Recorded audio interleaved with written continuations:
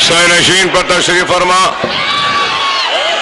कायदीन मजलिस, सुनने वाले बुजुर्गों, नौजवान साथियों और घरों में बैठकर सुनने वाली मेरी इज्जत इमाम पर्दानशीन माँ और बहनों, अस्सलाम वालेकुम। हजरात, आज आप यहां पर जो जमा हुए हैं,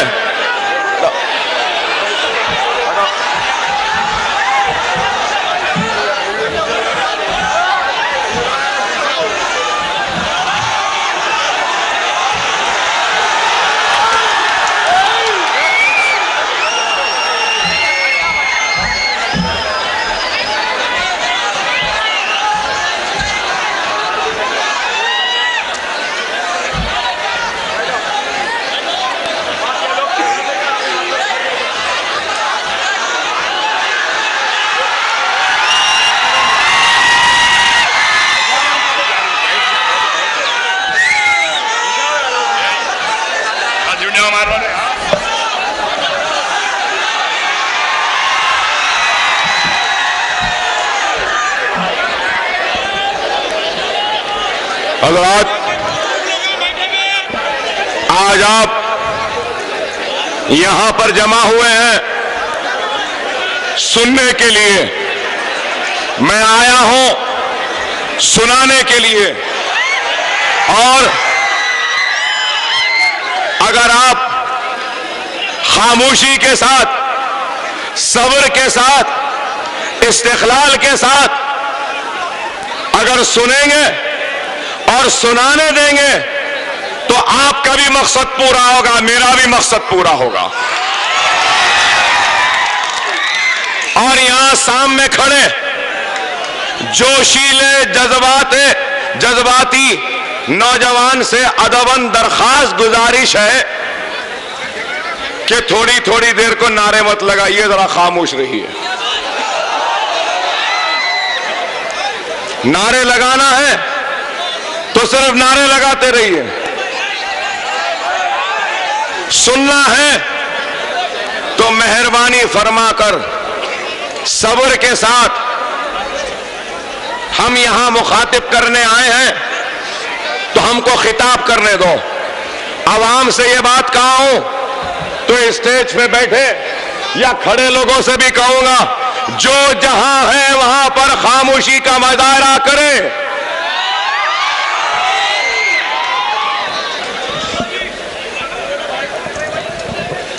हज़रात, आज का जलसा इंतखाबी है और इन इंतखाबी जलसों में आपके दरमियान में कई जमातें हैं, कई उम्मीदवार हैं, और हर उम्मीदवार और हर जमात से ताल्लुक रखने वाला यही बात कहता है कि मैं अच्छा हूं, मेरी जमात, मेरी पार्टी अच्छी है, आप मेरे हक में वोट दें। लेकिन मैं आज आपके दरमियान में हरगिज़ ख़तई ये बात करने नहीं आया हूं कि मैं अच्छा हूं, मेरी जमात अच्छी है, मेरी जमात के उम्मीदवार के हक में वोट दें। ये बात इसलिए नहीं कहूंगा क्योंकि मजलिस इत्तेहादुल मुस्लिमीन सिर्फ मेरी जमात नहीं है, मजलिस इत्तेहादुल मुस्लिमीन आपकी जमात है, आपने सजाया है, आपने संवारा है। और इस जमात के लिए हमारे बुजुर्गों ने ईसार किया, कुर्बानियां दी, जेल की सोहबतों को बर्दाश्त किया, तो पुलिस वालों की लाठियां खाए, तो हमारी घर की बुजुर्ग खवातीन ने अपने बच्चों को बिलबिलाता छोड़ जमात की कामयाबी के लिए दुआएं करते रहे, या फिर कतारों में खड़े होकर अपने हक रायदही के जरिए हमारे हक में रायदही की और हम जैसे लोगों को मुंतखब किया। मजलिस इत्तेहादुल मुस्लिमीन कोई तारुफ की मोहताज जमात नहीं है, लेकिन मैं ये लाजमी और जरूरी समझता हूं कि आज मैं यहां खड़ा हूं तो ये मेरी जिम्मेदारी है कि मैं बताऊं कि मजलिस क्या है, मजलिस किस तरीके से आगे बढ़ी, मजलिस किस तरीके से आज जिस मुकाम पे खड़ी है। अरे ये बात हकीकत है, अगर मेरा शम्स है कि जब हमारा कारवां लुट चुका था, हम सिर्फ तबाह बर्बाद नहीं हुए थे बल्कि हमारा सब कुछ जा चुका था। मेरी मुराद पुलिस सेक्शन के उस दौर से है जब हमारी लहलाती हुई खेतियां उजड़ चुकी थीं, हमारे महलात वीरान हो चुके थे, हमारी आबादियां खाक की ढेर में तब्दील हो गई थी, हमारी मार बहनों की इस्मतों को लूटा गया था, हमारे तख्त व ताज अजायब घर की जीनत बन चुके थे, हमारे महलात और देवड़ियां वीरान हो चुके थे, हमारे मुस्तकबिल अंधेरों में डूब चुका था, हर तरफ तारीकी थी, मायूसी थी और खौफ का आलम था, क्योंकि एक नहीं, दो नहीं, 10,000 नहीं बल्कि 1.5 लाख मुसलमानों का कत्ले आम हुआ था। इतना बड़ा कत्ले आम आजाद हिंदुस्तान की तारीख में नहीं हुआ जो कत्ले आम सरजमीन दक्खन के मुसलमानों का हुआ। और ये मेरी जबान या मेरे अल्फाज नहीं, ये पंडित सुंदरलाल की रिपोर्ट को उठाकर देखो कि पंडित सुंदरलाल ने क्या लिखा। 1.5 लाख कोई मामूली तादाद नहीं थी। 1.5 लाख में लुटने, कटने, जलने, तबाह, वो बर्बाद होने के बाद कोई मजलिस का नाम लेने वाला नहीं था, कोई मजलिस का हूं बोलने तैयार नहीं था। नौजवानों तो शायद नहीं जानते, उस वक्त निजाम के दौर में मजलिस की हुकूमत थी, मजलिस के वजीर थे, लेकिन जैसे पुलिस सेक्शन हुआ सब वुजरा चले गए, सब चले गए, सब रवाना हो गए। मजलिस जमात थी या नहीं किसी को पता भी नहीं थी। और फिर जब उस वक्त ये मजलूम कौम, ये मजलूम मिल्लत जिसका सब कुछ लुट चुका था, वो हाथ आंख उठाए देख रही थी, क्या कोई मर्द मुजाहिद इस सरजमीन दक्खन पर है जो मजलिस को फिर से जिंदा करे। उस वक्त हमारी आवाजें, हमारी नजरें कभी चंचलगुड़े से टकराई और मायूस लौटी, कभी डबिलपुरे से टकराई, मायूस लौटी, कभी चार मीनार की 4 मीनारों से टकराई, मायूस लौटी, कभी किले गोलकुंडा से टकराई, मायूस लौटी। अरे हर जगह हर वो लोग जो मजलिस के नाम पर दौलत कमाए, इज्जत कमाए, शोहरत कमाए और जिंदगी में बड़े बड़े रुतबों पर रहे, तालीम याफ्ता थे, हमारे माशरे और हमारे शहर के मशहूर मारूफ लोग थे, सबसे पूछे कि आओ इस मजलिस की सदारत ले लो, आओ इस जमात को जिंदा करो, आओ इस जमात के तहत मुसलमानों को वाबस्ता करो, उनके इंसाफ के लिए लड़ो। लेकिन उस वक्त कोई नहीं आए। और फिर आखिरी उम्मीद अगर कोई थी तो अल्लाह फख्र मिल्लत अब्दुल वाहिद ओवैसी अलैहिर्रहमा की खबर को नूर से भर दे कि अब्दुल वाहिद ओवैसी से जब मुतालबा दरखास्त गुजारिश की गई कि ओवैसी साहब मजलिस आप ले लीजिए, सदर बन जाइए और काम शुरू करिए, नहीं तो फिर यह दक्खन के मुसलमानों का क्या होने वाला है नहीं मालूम। सबसे मायूस होने के बाद आखिर में आए थे ओवैसी साहब के पास, तो अब्दुल वाहिद ओवैसी ने उस कांटे भरे ताज को कबूल किया, मजलिस की सदारत हासिल की। और जब सदारत ली तो मजलिस का कोई एक पैसा नहीं था, मजलिस के खाते में कोई दौलत नहीं थी, मजलिस के कोई जमीन नहीं थे, मजलिस का कोई दफ्तर नहीं था, दारुस्सलाम भी नहीं था। हुकूमत ने दारुस्सलाम को हासिल कर लिया था, मजलिस पर पाबंदी लगा दी गई थी। ये कह करके ये मजलिस रजाकारों की जमात है और ये मुल्क के खिलाफ है, इसलिए उनका दफ्तर ले लिया, पैसा ले लिया, जो भी था सब ले लिया। जब अब्दुल वाहिद ओवैसी को मजलिस की सदारत मिली तो एक टुट्टा कलम, एक कागज का टुकड़ा भी नहीं मिला। और फिर मजलिस ने अपनी जिद्दोजहद का आगाज किया। तो मजलिस ने जब जिद्दोजहद का आगाज किया तो मजलिस के जलसों को मुनक्किद करने वाला कोई भी नहीं था तैयार। मजलिस के जलसों में लाइट देने वाला नहीं था कोई।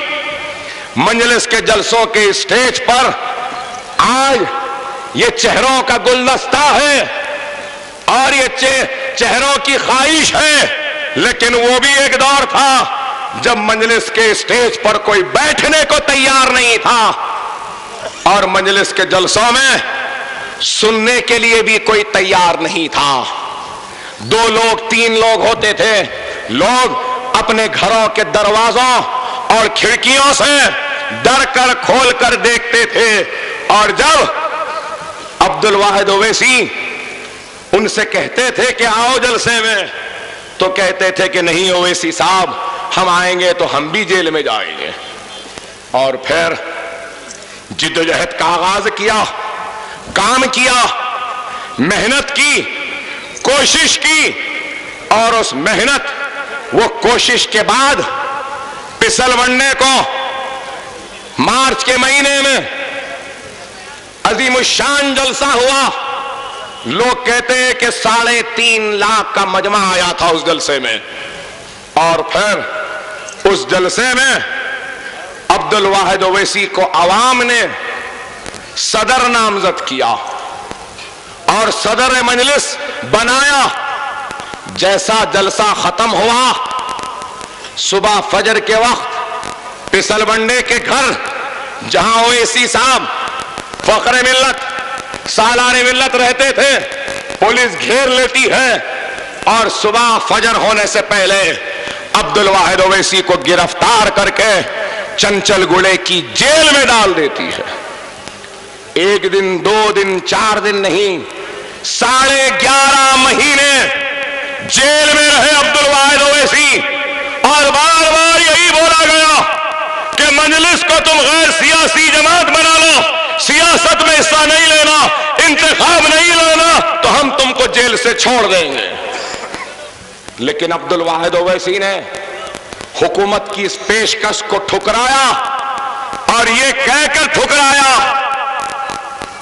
कि 1 साल क्या, तुम मुझे सारी जिंदगी जेल में डालो, लेकिन मैं मुसलमानों को जिंदा लाश नहीं बनाऊंगा, मजलिस को मुर्दों की जमात नहीं बना सकता, सियासत में हिस्सा लूंगा, सियासत के जरिए अवाम के मसाइल को हल करूंगा।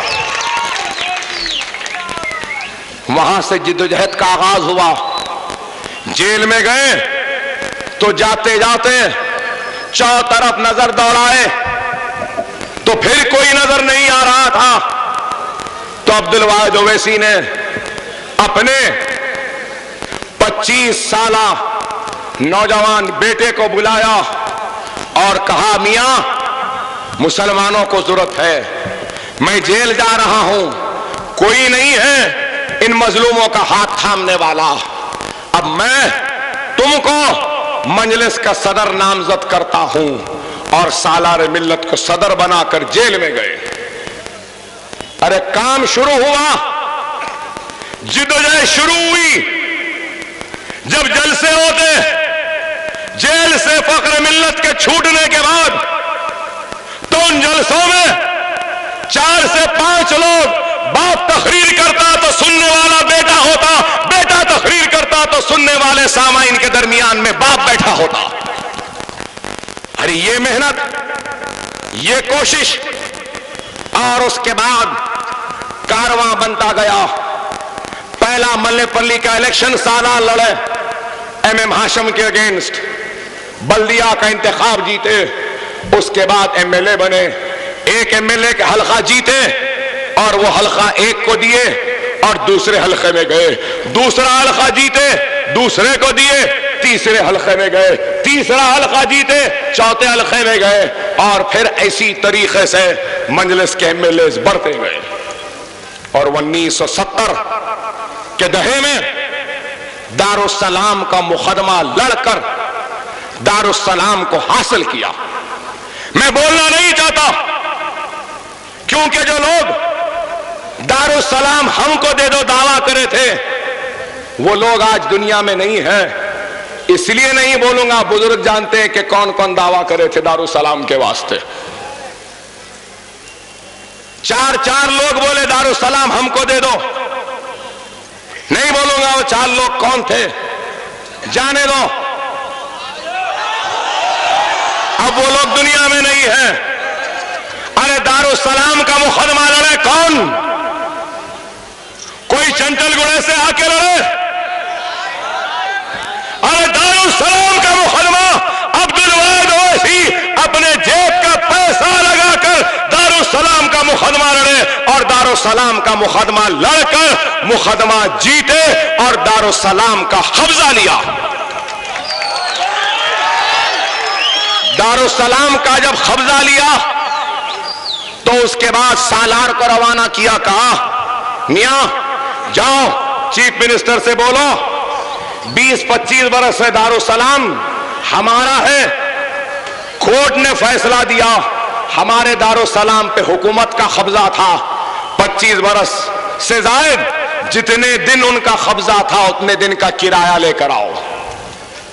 सलाहुद्दीन ओवैसी जाते हैं, मेहनत करते हैं, जिद्दोजहद करते हैं और बरसा बरस का किराया दारुस्सलाम का जो फायर ब्रिगेड का ऑफिस था हासिल करते हैं, लेकर आते हैं। तो फिर सालार को ख्याल आता है, जब बाहर निकल रहे थे तो ख्याल आता है 25 बरस का किराया नहीं दिए, और फिर ये किराया तो मिल गया, अगर ये किराया नहीं दिए और ये किराए का पैसा बैंक में होता तो इसका इंटरेस्ट कितना होता। फिर पलट कर गए और बोले कि किराया रख लो, ये क्या पैसे दे रहे हैं, ये किराया जो नहीं दिए थे उसका इंटरेस्ट भी हमको देना।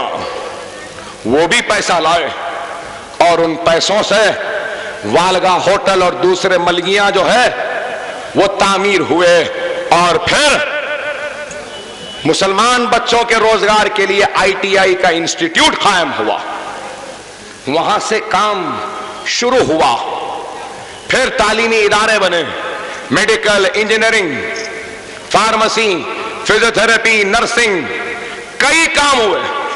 खैर इस पे बाद में, अब मैं यहीं पर रुकता हूं और मैं ये सवाल करता हूं और नौजवानों को यह बताना भी जरूरी समझता हूं, दारुस्सलाम जिन पैसों से खरीदा गया वो पैसा जमा किया गया था तो मक्का मस्जिद में जमा किया गया था।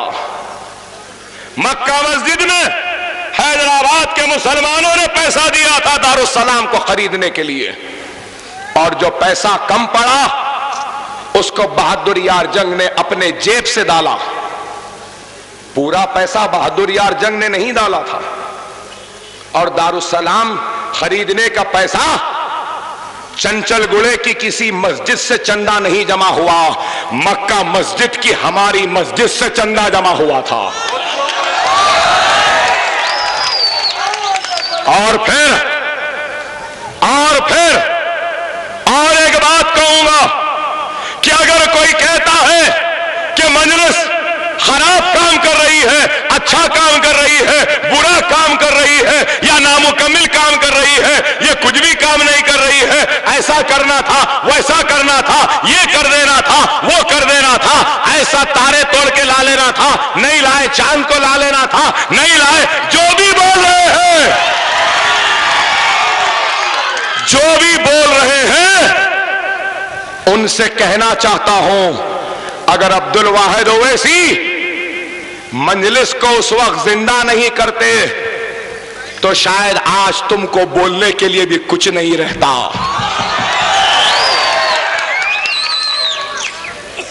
जैसा बोलते ना, जिंदा रहे तो गुनाह भी करेंगे, सवाब भी कमाएंगे। जमात रहती तो बोल सकते थे ना, अरे जमात को जिंदा किया, अच्छा किया, बुरा किया, कम किया, ज्यादा किया, जो भी किया, कुछ किया तो सही ना। आज वो करने का नतीजा है कि ये आज हमको बोलने के मौक़िफ़ में है।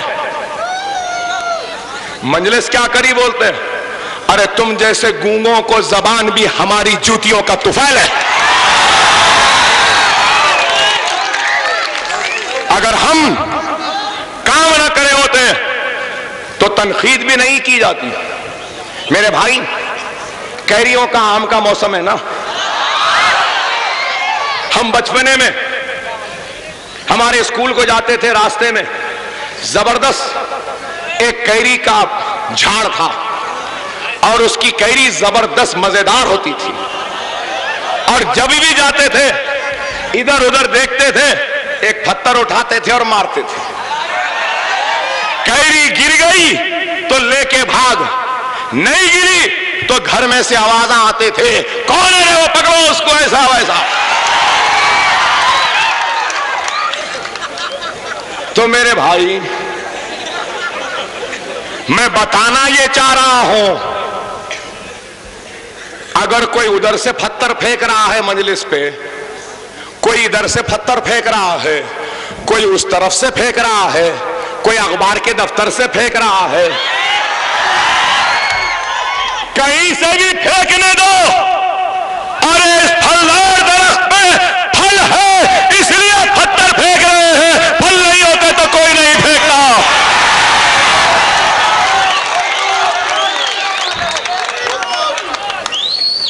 और फिर ये क्या बोलेंगे, फलदार कैसा हुआ, बोले तो फिर बोलेंगे हम बनाए। अब ऐसे अहमकों को अब हम क्या बोल सकते भाई, सिर्फ दुआ कर सकते कि अल्लाह इनको अक्ल दे। इल्जाम, इल्जाम, तनकीद, तनकीद, ये इल्जाम, ये तनकीद क्यों क्यों है, मैं पूछना चाहता हूं आपसे। इसलिए कि आज मजलिस इत्तेहादुल मुस्लिमीन के कदम और अकबरुद्दीन ओवैसी की तकरीरों से और फिर कई तकारीरों के बाद आज हिंदुस्तान परेशानी के आलम में है कि एक तकरीर करता है तो हिल जाता है। तो आज ये लोग अकबरुद्दीन ओवैसी के बढ़ते हुए कदमों को रोकने के लिए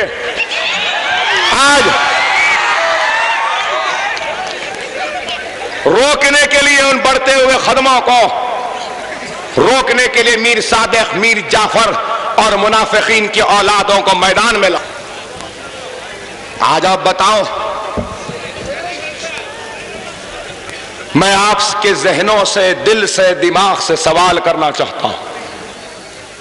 आप बताइए, क्या आप वोट सिर्फ रोड, मोरी, ड्रेनेज या दूसरे चीजों के लिए देते हैं? अरे हमारा हैदराबाद के सरजमीन दक्खन का गयूर मुसलमान वोट सिर्फ रोड के लिए, लाइट के लिए, मोरी के लिए, पानी के लिए या मदरसों के लिए, इन सब के लिए नहीं देता। इन सब के लिए जरूर देता है, लेकिन सिर्फ इनके लिए नहीं देता, बल्कि आप वोट देते हैं तो इसलिए कि आपके वोट को लेकर अगर संगारेड्डी में हमारा भाई परेशान है तो उसकी मदद करने के लिए आप वोट देते हैं। गुजरात में मुसीबत में तो उसकी मदद करने के लिए आप वोट देते हैं। मुजफ्फरनगर में है तो उनकी मदद करने के लिए आप वोट देते हैं। आप वोट अपने वखार के लिए देते हैं, अपनी इज्जत के लिए देते हैं, अपनी ताकत के लिए देते हैं, अपने इत्तेहाद के लिए देते हैं, अपने जुनून के लिए देते हैं।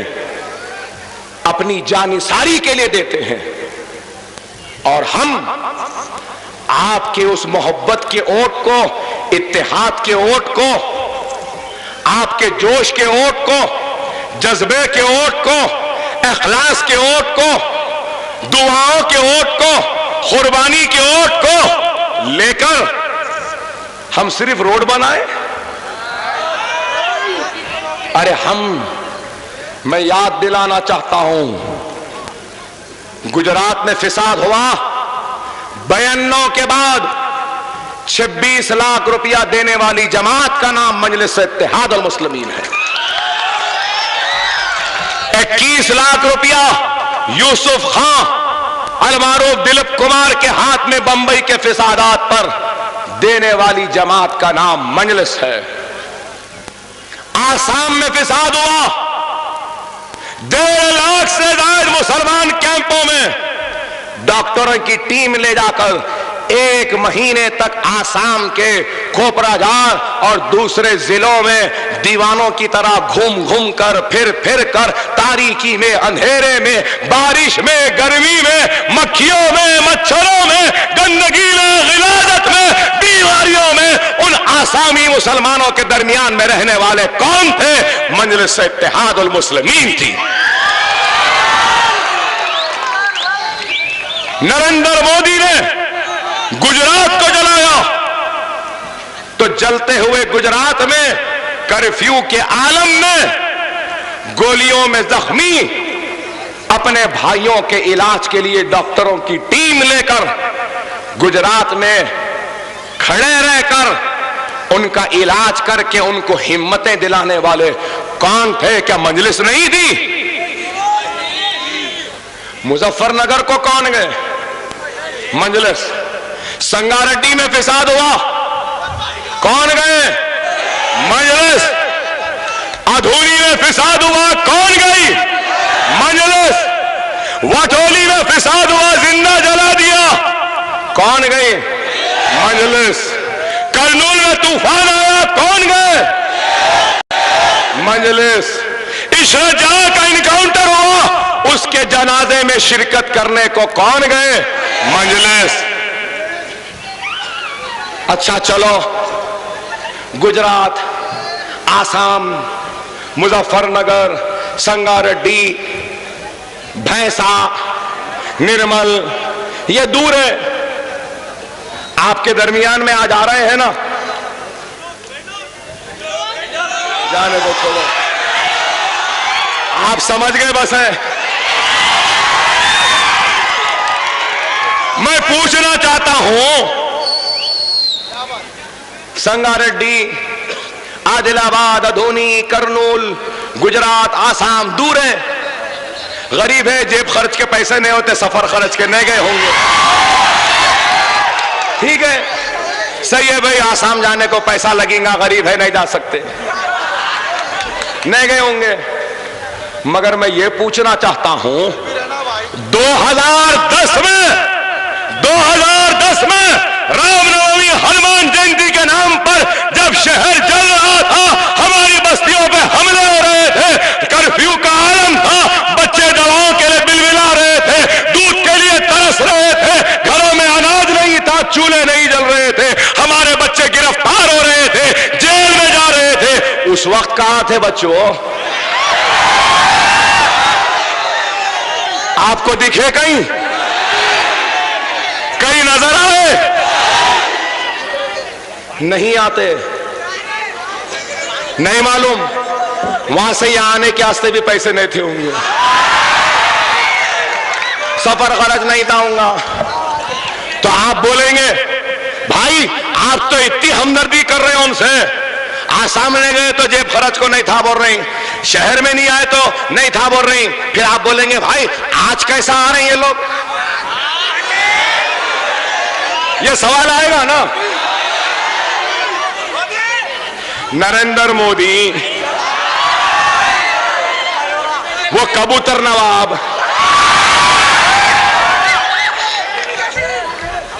और दत्तात्रेय, किशन रेड्डी सब मिलके चंदा जमा करके दिए लियो और मुसलमानों को बांटो, मजलिस को कमजोर करो। अरे मेरे भाई, आज कह रहे हैं इल्जामात, अरे आप बताओ जिंदगी के कौन से शोबे में मजलिस ने आपकी नुमाइंदगी नहीं की? तालीम के मैदान में नुमाइंदगी नहीं करे? मेडिकल कॉलेज, इंजीनियरिंग कॉलेज सब कुछ बनाए, उसके बाद भी बोलेंगे नहीं तो चलो छोड़ दो। तालीम के मैदान में मेरा और मेरे साथी अरकान असेंबली का सबसे बड़ा अगर कोई कारनामा है हमारे जिंदगियों का, तो वो कारनामा है प्रोफेशनल कोर्सेज में फीस रियंबर्समेंट स्कीम को जो हमने लड़कर हासिल किया। मेरे भाई, आपको मालूम, एक गरीब का बच्चा हसरत से देखता है मेडिकल कॉलेज को, इंजीनियरिंग कॉलेज को, आर्किटेक्चर, लॉ, फार्मेसी, फिजियोथेरेपी। काबिलियत है, सलाहियत है, जुनून है, जोश है पढ़ने का और मेरिट भी है, लेकिन गरीब है इसलिए नहीं पढ़ सकता। आप बताओ, आज हमारी वजह से रियासत आंध्र प्रदेश में सिर्फ इस साल 290 करोड़ रुपया दिया गया फीस रियंबर्समेंट में।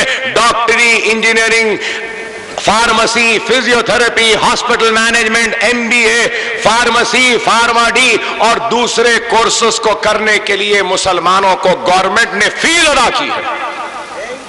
क्या यह कारनामा हमारा नहीं? 4% रिजर्वेशन कहां से आया? 4% रिजर्वेशन कौन लाए? कौन जलसे करी? कौन गड़बड़ करी? कौन एहतजाज करी? किसके खौफ से मिला? फिर भी बोलते क्या करें?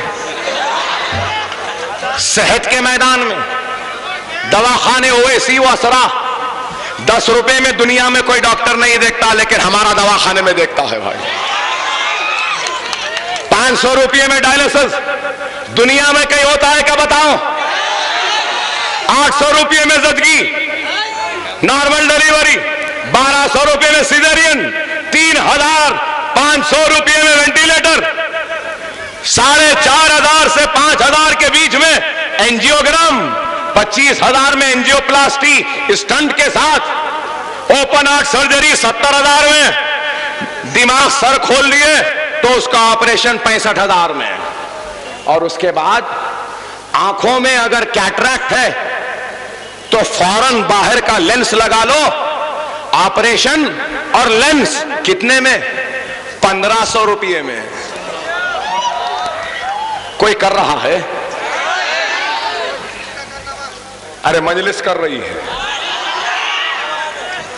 तालीम हो, सेहत हो, जान और माल की हिफाजत हो, आपका वक़ार हो। कौन? चलो असेंबली पे जायजा ले लेंगे 2-4 मिनट, बाद में आता हूं भाई। आप लोग जो सुनना चाहते हैं आता हूं जरूर।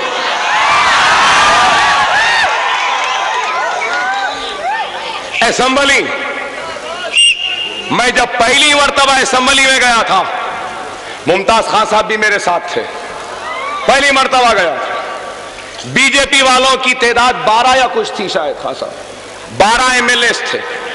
बीजेपी वाले उठकर ऐसी जहर आलू तहरीर कर रहे थे, मुसलमान ऐसे, मुसलमान वैसे, मुसलमानों का ऐसा, मुसलमानों का वैसा। असद साहब उठ के 1 वक्त जवाब दिए, 2 वक्त जवाब दिए, खूब दिए, फिर बोले। मैं फिर खान साहब को याद होगा, असद भाई से बोला, असद भाई आप जरा ठहर जाओ, जरा अब मैं बोलता हूं।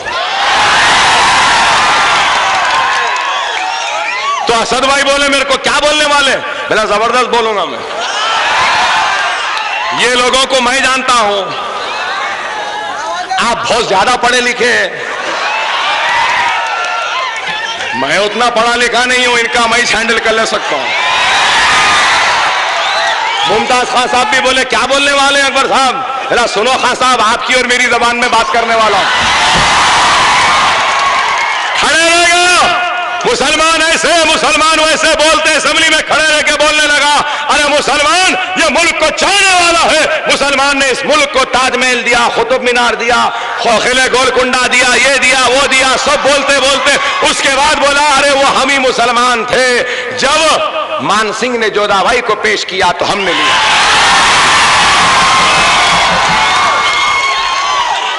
हमारी घर की बहू बनाया, मलिका हिंदुस्तान बनाया। सेक्युलरिज्म हमारे पास है। कुली कुतुब शाह ने भाग्यमती से मोहब्बत की तो उस मोहब्बत के नाम पे हैदराबाद बसा दिया। उसके बाद बीजेपी वाले उठ के बोले अकबर साहब की जबान देखिए क्या बोल रहे हैं, लिया दिया। असद साहब, मुमताज खान साहब बोले क्या क्या बोल रहे थे मियां। मैंने कहा अरे क्या बोला भाई। उठ के बीजेपी वाले बोले अकबर साहब का क्या मतलब है, ये क्या बोल रहे हैं। तो फिर मैं उठा बोला आपको समझ में नहीं आया बालरेड्डी साहब, नहीं आया, नहीं क्या बोलना है। मैं बोला अगर समझ में नहीं आया तो अकबर आजम तो हाजिर है, मान सिंह बन जाओ, जोधा को पेश कर दो।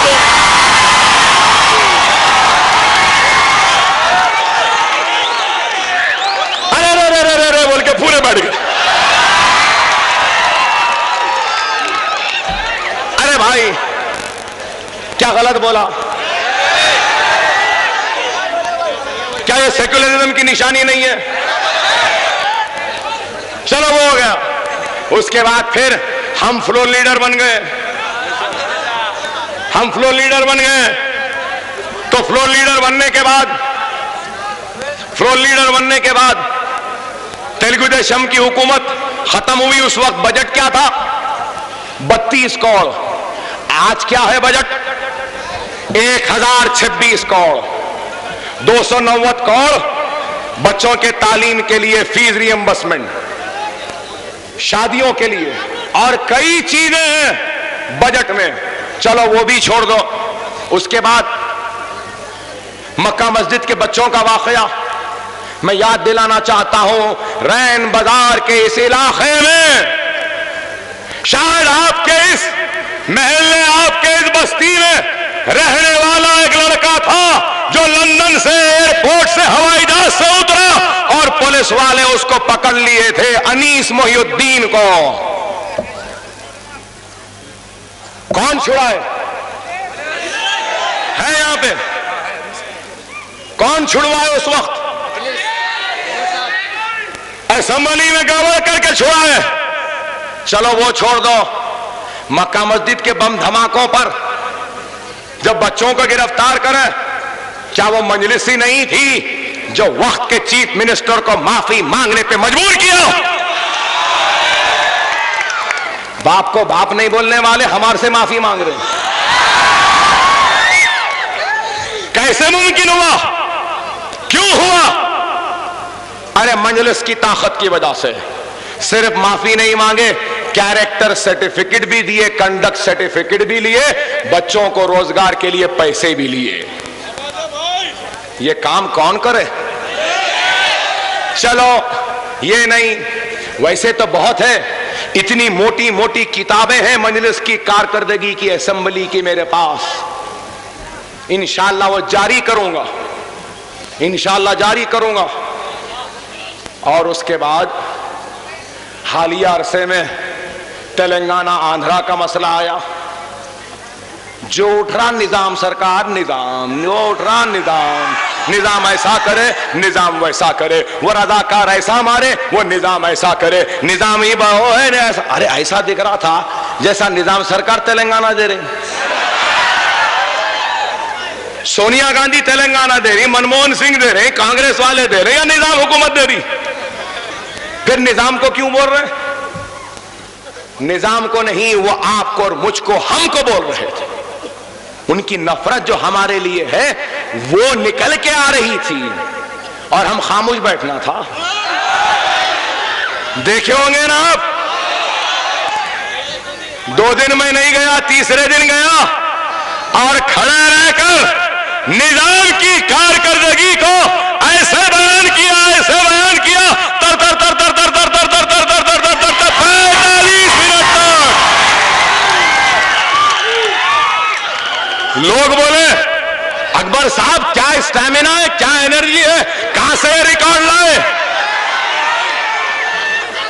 अरे आज भी बोलूं आपको, आज मैं सुबह से 30 जलसे करके आया हूं, ये 31वीं तकरीर है। फिर लोग बोल रहे हैं अकबर कमजोर हो गए। अरे मेरी इस आवाम की मोहब्बत, इनकी दुआ मुझे 18 साल के नौजवान के वैसी जवानी की ताकत व क़ुव्वत दे देती है। और फिर जब हम फिर उसके बाद चंद्रबाबू नायडू उठ गया, उठ के बोल रहा 200 बरस में निजाम नहीं करे वो काम मैं 9 बरस में करा। अजीब दीवाना है,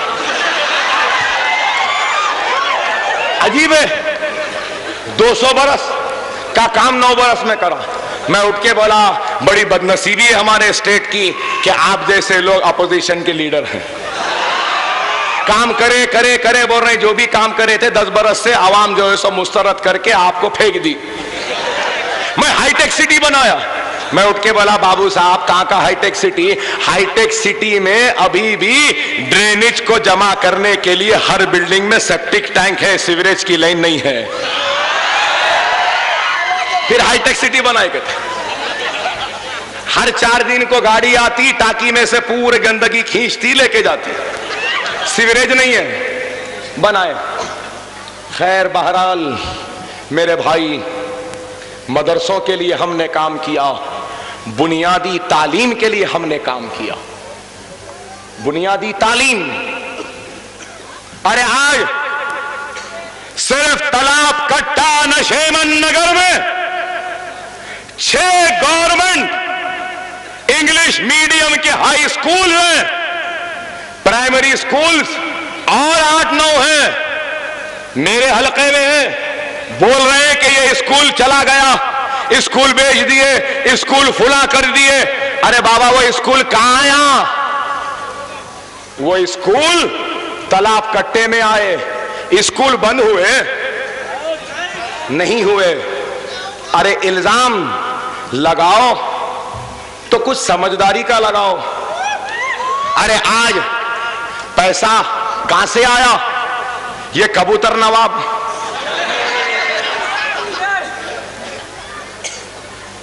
कायदे इनकलाब के मुनाफिकत के बाद अगर कोई मुनाफिक है शहर में तो वह कबूतर नवाब है। एक और एक नवाब है। उनके पास ये सब लोग बैठे थे, बैठकर मंसूबा बनाए, साजिश बनाए, पैसा लिए, आगे बढ़े। और फिर आज आप बताओ मजलिस कुछ करी या नहीं करी? चलो कुछ भी नहीं करी होंगी, एक काम तो हम कर दिए भाई। जो लोग मजलिस को पुराने शहर की जमात कहते थे, छोटी जमात कहते थे, पुल के उस पार की जमात कहते थे, रक्शे वालों की जमात कहते थे, झटके वालों की जमात कहते थे, जाहिलों की जमात कहते थे। बताओ मैं उनसे पूछना चाहता हूं, ऐ मुखालिफीन मजलिस, अगर तुम हैदराबाद को छोड़कर जाओगे और बोलोगे कि हैदराबाद से आए हैं, तो वहां के जो जहां भी जाएंगे उन लोगों के सामने जब तुम बोलोगे कि हैदराबाद से आए हैं, तो वो पहले पूछेंगे क्या है अकबर ओवैसी के शहर से आए हो क्या? अरे हम कुछ करो नहीं करो, जबानों को लगाम और ताले तो लग गए ना। लोग बोले अकबर साहब ऐसा नहीं बोलना था, वैसा नहीं बोलना था, ये नहीं बोलना था, वो नहीं बोलना था। क्या खाली सुनते रहना था? उन्हें बोलेंगे हम सुनना। मस्जिद गिरा देंगे आह नहीं करना, गोली चला देंगे आह नहीं करना, इज्जतों को लुटा देंगे आह नहीं करना, आबरूओं को लुटा देंगे आह नहीं करना, बच्चों को जेल में डाल देंगे आह नहीं करना, हमारे मासूम बच्चों के गलों पे छुरियां चला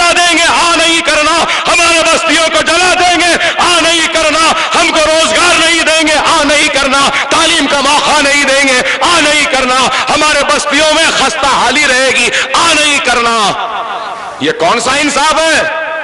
इसलिए तो कहता हूं, हम आ भी करते हैं तो हो जाते हैं बदनाम, वो हदल भी करते हैं तो चर्चा नहीं होता। Hate speech, hate speech, hate मांगर। अरे जिसको जो बोलना है बोल ले, मुझे परवाह नहीं। डरने घबराने वाले का नाम अकबरुद्दीन ओवैसी नहीं। लंदन से उतर के आया भी तो मुस्कुराते हुए आया था, हंसते हुए आया था। और फिर टीवी चैनल बोले what a heroic welcome, he is a hero, he is smiling. क्यों? तुम्हारे घर वालों को मेरी मुस्कुराहट पसंद आई थी। अरे मेरे मुस्कुराहट से भी शिकायत, मेरी हिम्मत से भी शिकायत, अब बाज लोगों को मेरे चेहरे से भी शिकायत।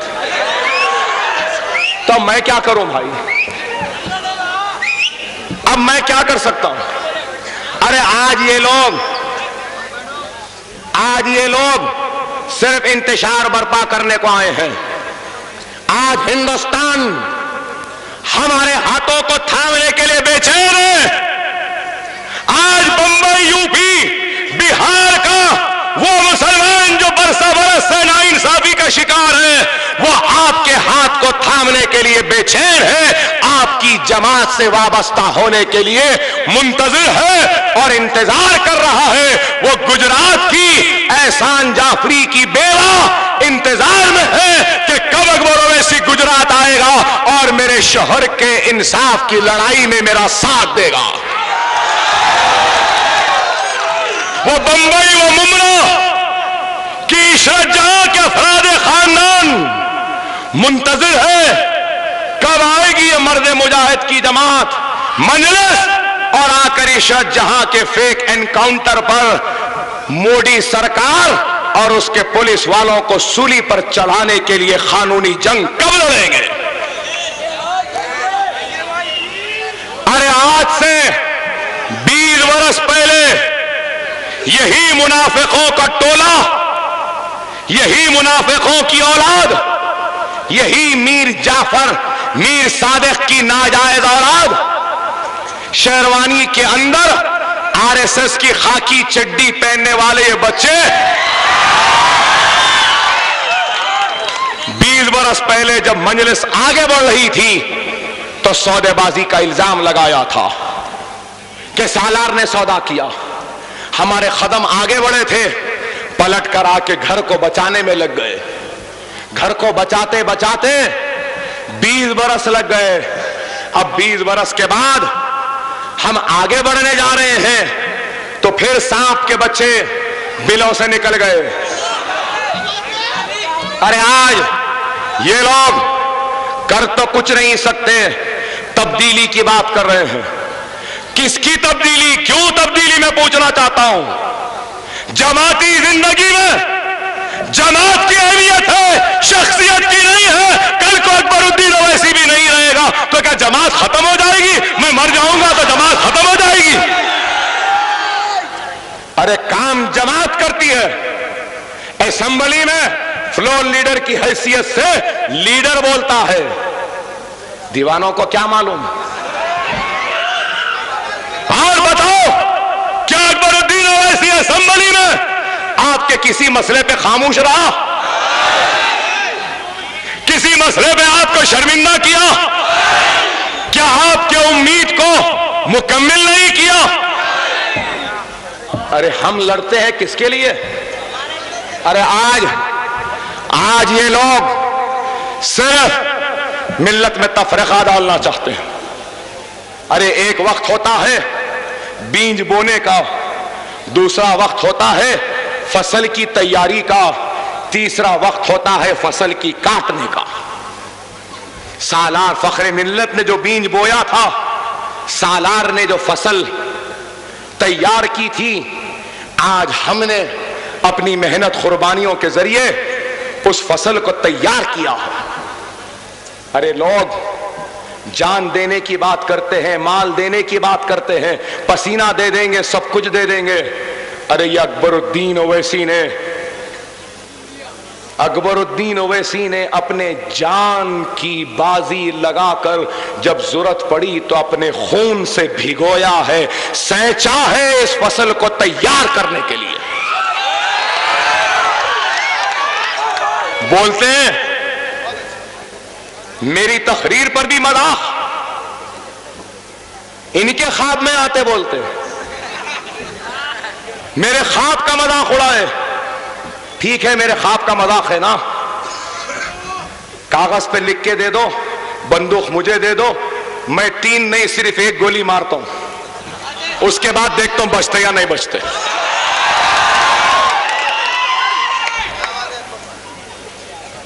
अगर मर गए तो फिर मेरा ख्वाब सच्चा है। 3 गोलियां, 100 चाकू, 40 मरतबा हाथ पर, गुर्दा गोली से फूट गया, अंतड़ियां कट गए, फसलियां टूट गए, 1 गोली यहां है, पेशाब की थैली फट गई। अरे लंदन के डॉक्टरों ने कहा कि हम इराक के जंग पे भी जख्मी होने वाले फौजियों को देखे, मगर इतना जख्म खाने के बाद जिंदा रहने वाले को हम जिंदगी में पहली मर्तबा देखे। अरे ये कोई मेरी हिम्मत, मेरी ताकत नहीं है। अरे ये आपकी दुआ है, मेरी मां बहनों की दुआएं हैं, बुजुर्गों की दुआएं हैं, नौजवानों की दुआएं हैं, मासूम बच्चों की दुआएं हैं, सारे हिंदुस्तान के मुसलमानों की दुआएं हैं। अकबर ओवैसी आपके दुआओं का खर्चदार है। लेकिन जितने भी गोली खाया, जख्म खाया, इस सीने पे खाया, एक भी जख्म पीठ पे नहीं लिया। और आज भी 4 टेलीफोन, 8 दिन से मुसलसल टेलीफोन, पुलिस वालों को बोला भी, और इत्तला मिली कि अफजलगंज में बाज लोगों के पास से तपंचे निकले। गुजरात से मुझे फोन कर रहे हैं, अकबर ओवैसी तुझे मार देंगे। अरे गुजरात के फोन करने वालों, अरे 10 क्या 100 हिजड़े भी मिलके एक मर्द को पैदा नहीं कर सकते हैं। गुजरात से तुम यहां क्यों आ रहे हैं? बोलो तुम्हारे मोदी को अकबर ओवैसी का आने का इंतजाम करो। कहां आना है बोलो, मैं आता हूं। अकेला काफी हूं, नहीं तो आप भी चलेंगे ना। मारते कहते चूड़ी का बच्चा है। अरे गोलियां मारे, चाकुआ मारे, नहीं मरा, अब ये मोदी के लोगों से मरेगा। अरे मगर कहूंगा रेल बाजार के गइयों और मेरे प्यारे मुसलमानों, अगर अकबरुद्दीन ओवैसी की तड़पती हुई लाश को भी देखेंगे, अगर 30 तारीख के दिन या उससे पहले तुमको वास्ता है मेरी मोहब्बत का, तुम मेरे जनाजे को खाना नहीं देना, मेरी तड़पती हुई लाश पर तवज्जो नहीं देना, मिल्लत का, हमारी इज्जत का, हमारे व्यवहार का, मजलिस के परचम को झुकने नहीं देना, पहले उसको बुलंदी से थामे रखना। मैं मर भी जाऊं,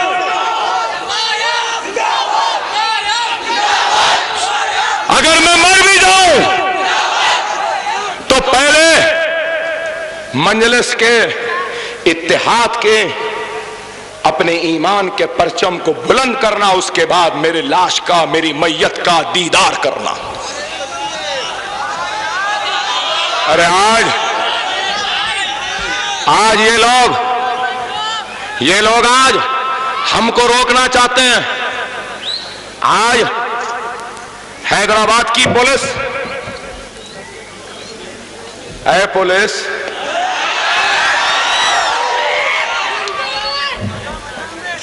ठीक है अभी बोलता हूं, मगर एक बात बोलूंगा मेरे भाई, पूछूंगा आप लोगों से, जरा खामोश, वक्त कम है।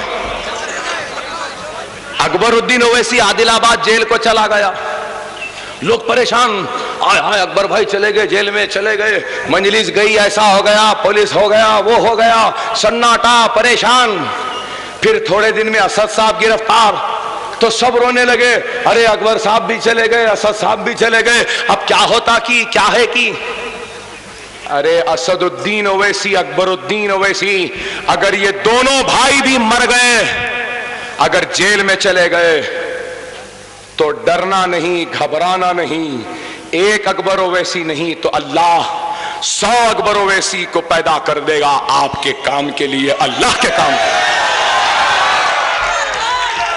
अगर मैं आज गिरफ्तार हो जाऊं, फिर से जेल में चला जाऊं, तो क्या आप सकते में सदमे में रहेंगे? अरे अगर तुम मोहब्बत करते हो अकबर से, अकबर ओवैसी से, तो तुमको उस मोहब्बत का वास्ता, अगर मैं गिरफ्तार हो जाऊं, जेल में चले जाऊं, तो हर घर से हर नौजवान बच्चा अकबरुद्दीन ओवैसी बन जाना चाहिए। और बता देना ये पुलिस को, तुम एक अकबर ओवैसी को पकड़े ना, 1000 अकबर ओवैसी बाजार में है। करेंगे ना? वादा है ना? करेंगे ना? अब बोलता हूं, पुलिस वालों का दूल्हे भाई कौन? बहुत पुराना रिश्ता है मेरा उनका। क्या करें मालूम आपको? तैयारी चल रही है, मेरे खिलाफ केस बुक कर रहे हैं। अरे अब कह का केस नहीं, बस केस है। पुलिस वालों, अब की बार अकबर ओवैसी गांधी हॉस्पिटल नहीं आ रहा, अब की बार डीसीपी ऑफिस नहीं आ रहा, अब की बार पुराने शहर में हूं। देख लेंगे किसमें कितनी हिम्मत है। केस है ना, पकड़ लो, पकड़ लो। अरे आज तुम मुझे पकड़कर मुझे मेरी आवाज को दबाना चाहते हो, रोकना चाहते हो। जमहूरी एहतजाज ना करूं तो फिर क्या करूं? दस्तूरी एहतजाज ना करूं तो क्या करूं? इलेक्शन ना लड़ूं तो क्या करूं? अरे तुम कमजोर समझ रहे? डीसीपी साहब अब तक नहीं बोला। ये डीसीपी साहब, ये वही पुलिस के एसपी है जो आदिलाबाद में मुझे गिरफ्तार करके 5 दिन तक इंट्रोगेट करे थे। आज साउथ जोन के बने। अरे अब तक नहीं बोला, अगर बोल दूंगा तुम्हारा क्या सुलूक था अकबरुद्दीन ओवैसी के साथ, तो फिर मैं हट जाऊंगा, तुमको इनको जवाब देना पड़ेगा। खबरदार, चूड़ियां पहनने वाले का नाम अकबरुद्दीन ओवैसी नहीं है। हथकड़ियां भी फेर लेगा, सूली पे लटक जाएगा, लेकिन यह गर्दन नहीं झुकेगी। यह गर्दन सिर्फ अल्लाह के सामने झुकी है। अरे मुझे गिरफ्तार करे, आपको मालूम? स्कूल तोड़े तोड़े बोल रही है बच्चे आवारा।